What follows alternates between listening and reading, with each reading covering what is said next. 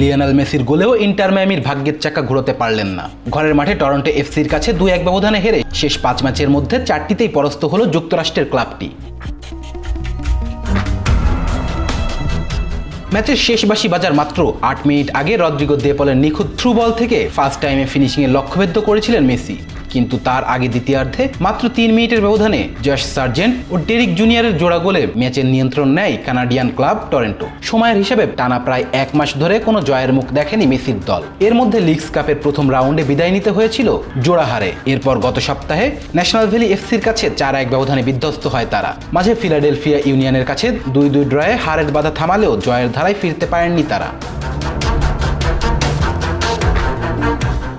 এই হারের ফলে ইস্টার্ন কানকাফে ও সাপোর্ট শিল্ড টেবিলে শীর্ষে থাকা ন্যাশনাল ভ্যালি এখন ইন্টার মায়ামির চেয়ে স্পষ্ট 10 পয়েন্ট এগিয়ে গেল। বর্তমান MLS কাপ চ্যাম্পিয়ন মায়ামি এখন পর্যন্ত পয়েন্ট তালিকায় 2 নম্বরে অবস্থান করলেও প্লে অফের প্রথম পর্বে হোম ফিল্ড সুবিধা নিশ্চিত করতে এখনও তাদের লড়াই করতে হচ্ছে সেরা 4 ধরে রাখার। Please subscribe our channel to get more information about Sports World.